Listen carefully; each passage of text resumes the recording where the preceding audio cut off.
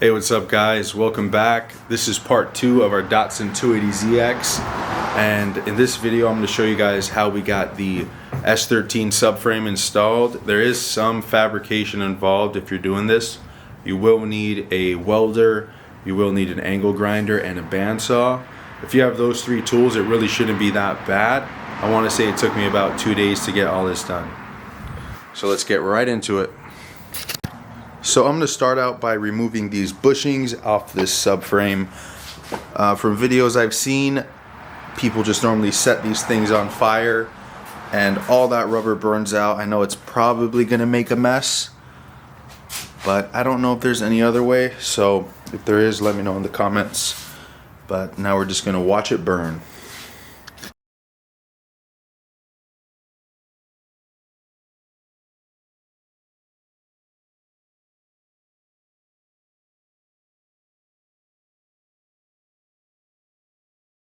So just finished burning this all off, let it cool down, and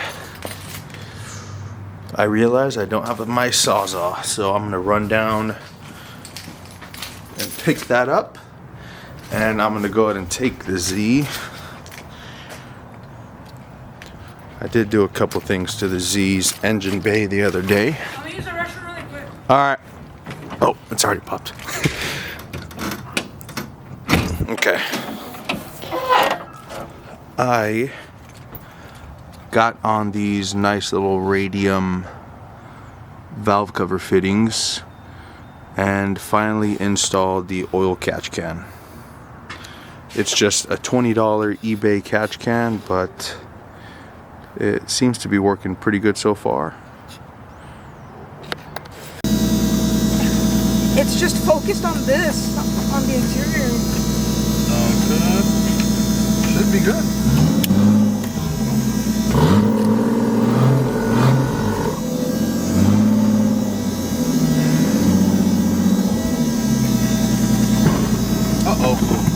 What's that?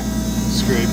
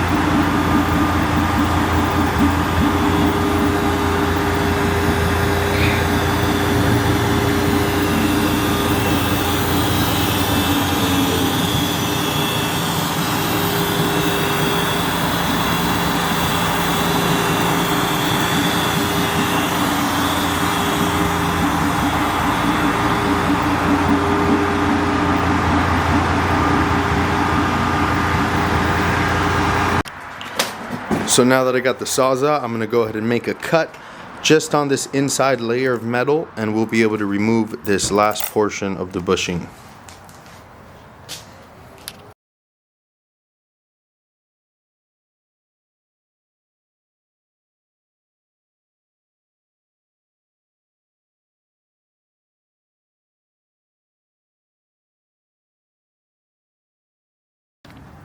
So I got all 4 of the original subframe bushings removed.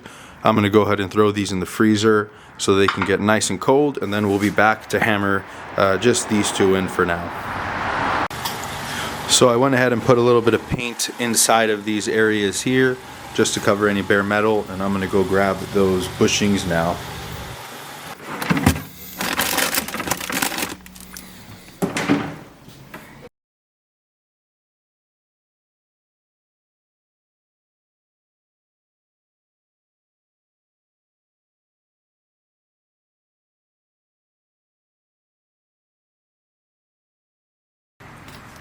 So I already got everything test fit, and it seems to be a pretty close fit.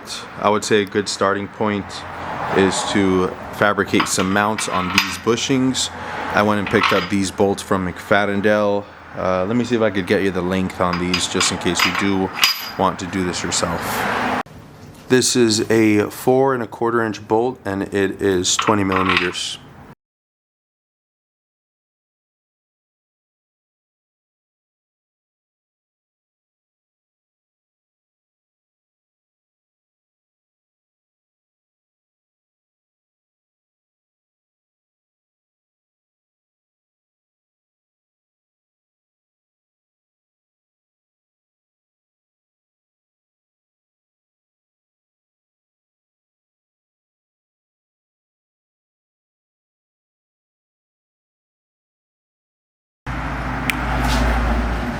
So I basically made this guide here that shows me the location of the subframe bushings. We also got a center mark here, and I went and transferred this to the bottom of the car. And we have all of our marks here. You could see I messed up right there, but that's where that bolt is going. We have our center mark, and then that's where the other bolt is going.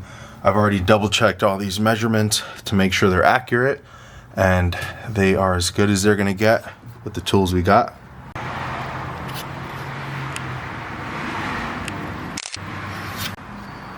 So now I'm gonna go ahead and install these plates onto the subframe temporarily. I'm gonna go just like that.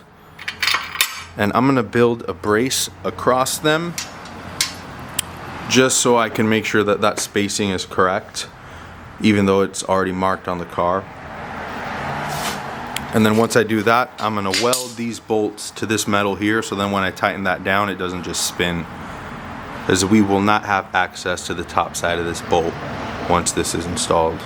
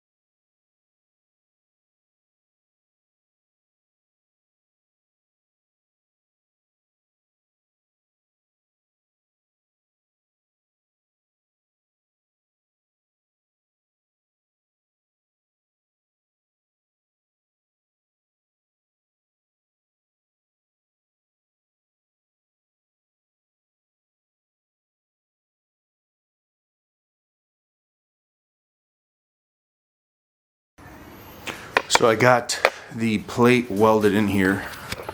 Let's see if I can show you guys. It's just welded in with a few tacks, just so it's holding in place, and this part here is going to get snapped off, so once we get this all in place, we'll remove it. But as you can see, we are centered right here. There's our mark, and we got it welded in there just a little bit because I just really want to make sure this is the proper location before I fully weld it in. So we're going to get the subframe temporarily installed, and we'll see where we're going to need to hammer or cut to be able to clear the rest of the subframe.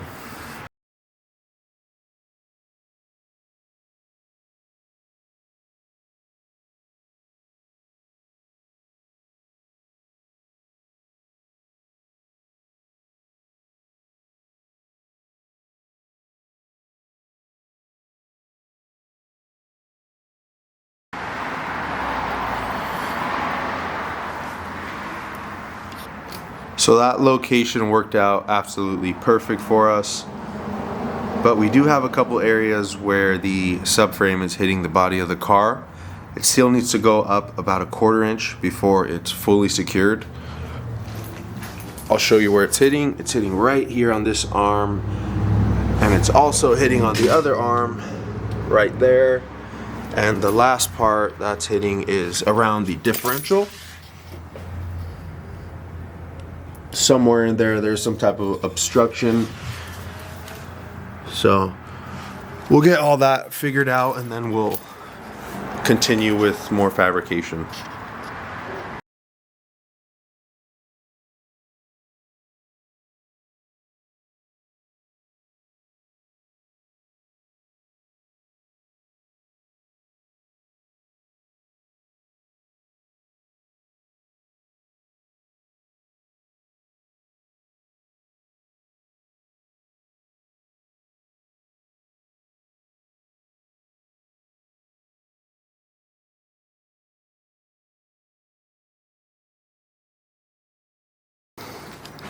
So we got all the metal hammered in. That was one of the spots. Where else? And right here. And then this area here, and that's on both sides. So that should allow us to fully put this subframe snug up against the belly of this car, and we'll go ahead and test fit it to see if that solved our clearance issues.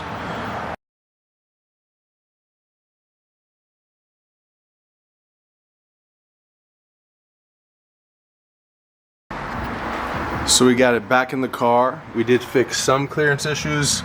As you can see, this arm now has enough space to go all the way up. And so does the part that goes around the differential. But the one part that is still hitting is this area right here. So I could attempt to hammer it in a little bit more. I could also grind the tops of that down a little bit. So we'll go ahead and drop this again and see what we could figure out there.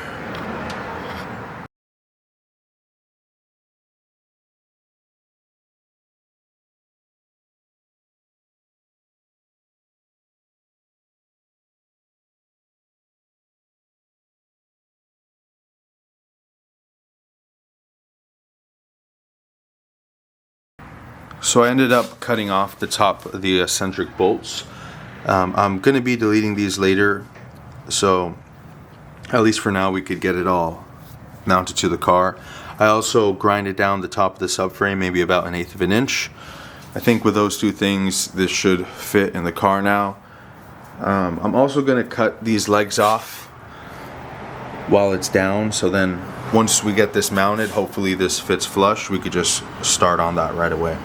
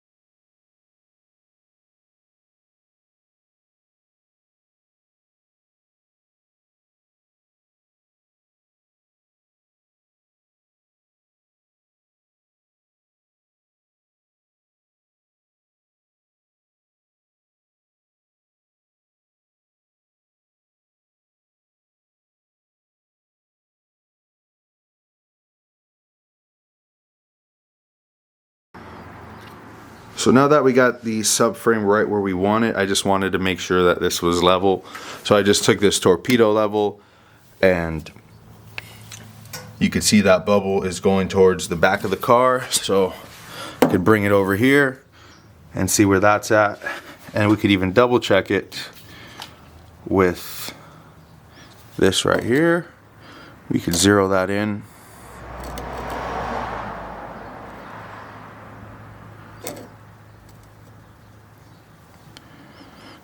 And we'll go ahead and bring this over here now. And the smallest thing could affect this, like even like a piece of grind dust. But that's pretty close. I'm gonna be okay with that. Let's see. I wanna say that's pretty good. I just pushed the subframe down a slight amount. I really like that.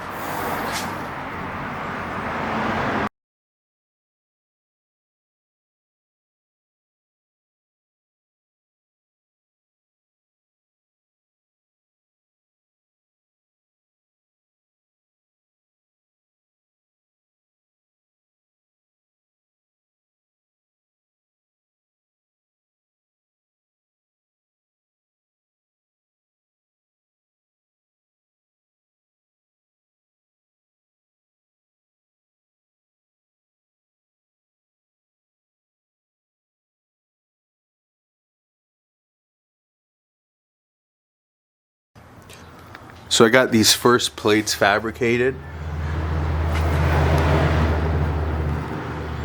So that's gonna be our first part we're gonna weld in.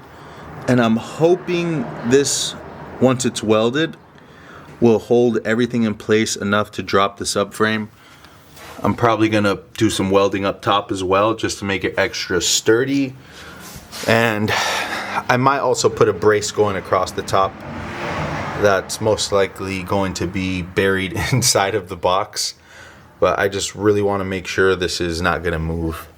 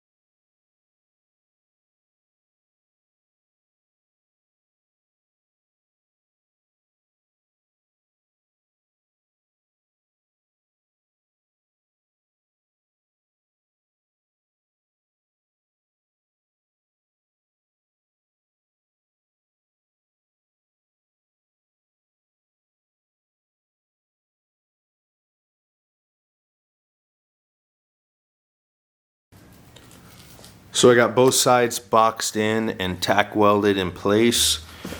So all we need to do now is just fully weld this, and this portion of the install is done. The next thing I'm going to do is focus on removing this bar that's going across. We just use that to line it up. We're just going to go ahead and snap those tack welds right off and then finish welding and boxing in the rest of these plates here.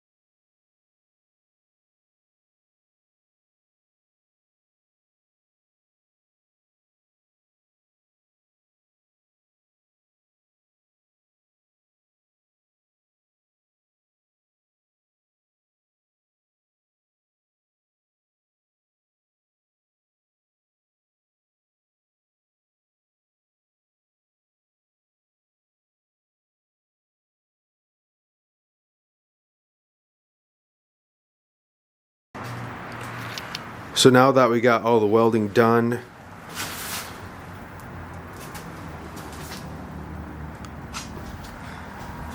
on everything, even the underbelly of the car as you saw, now we could go ahead and get this back in the car. I'm so excited. I don't show excitement very well, but this is my excited voice. And I don't know if we're gonna put the coils on today. I do know that it's pretty simple to install. All I gotta do is re-drill these like that, and then I could go ahead and put the coilovers in. I don't know if we'll do that today. We might save that for another video.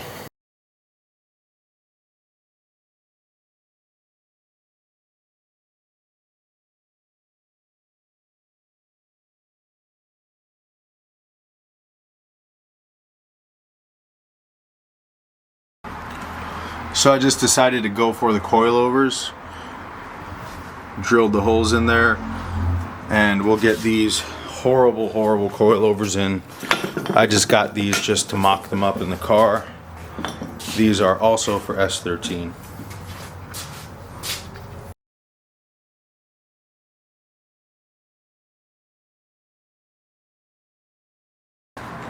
So it does not look like this coilover is going to fit in the car. This doesn't have an adjustable sleeve that you can actually use to make the whole coilover longer. It pretty much just loosens from here, and then this gets all loose, and this cannot get any longer than it is now. So I think someone told me that S14 coilovers fit this swap directly. Right now this needs to go down another, I want to say like another 6 to 8 inches. So we're not going to be able to put these in today, but we will get the wheels on, and we will pretend that we're complete. And I also did notice, I don't know if it's gonna bottom out with my ride height, but I may have to make a notch right here in the frame just to let this arm clear. But we'll deal with that some other time. For now, we'll get the wheels on. I got a special pack just for this because I had no lug nuts. Hopefully I got the right ones. Careful, because a dull blade is much more dangerous than a sharp blade. And this is a very dull blade, so feeling pretty dangerous right now. I'll try not to stab myself in the leg. But then again, I could use the day off tomorrow to work on the car, so I don't know.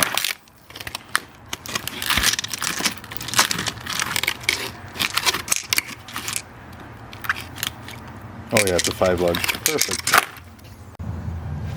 Moment of truth. I know it's gonna fit, so it's not the full truth. Because we already know the truth.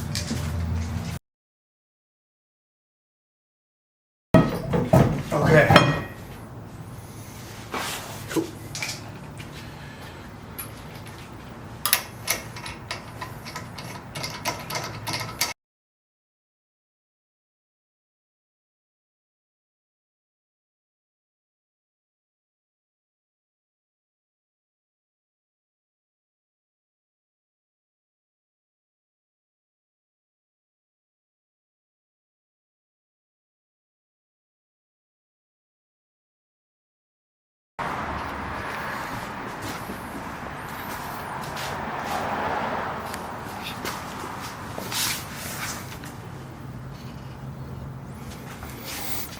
There it is.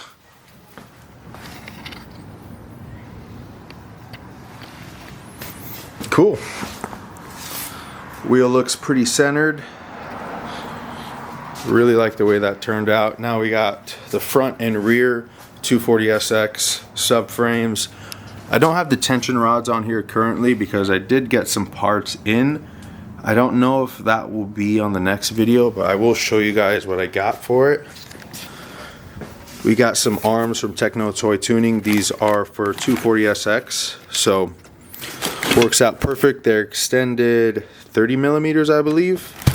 And then we also got these Voodoo tension rods here. And they do have a notch in them to make a little bit more clearance for turning angle. And they're all billet. I went with this color because it was a little bit less expensive. I think this one's like $50 cheaper than like the silver, so really excited to get that on. But anyways, before I get any of that on, I'm gonna end up stitch welding the entire engine bay and then painting it. Don't know what color just yet, but I'm really glad that we got the heavy fabrication done, so then we can move on to the more fun parts of the build. Alright guys, thanks for watching. Hopefully we can be back again soon. The next video is probably going to be getting some coilovers installed and trying to figure that situation out, because we need to figure that out before we can get the car back on the ground. But anyways, Happy New Year, and see you on the next one.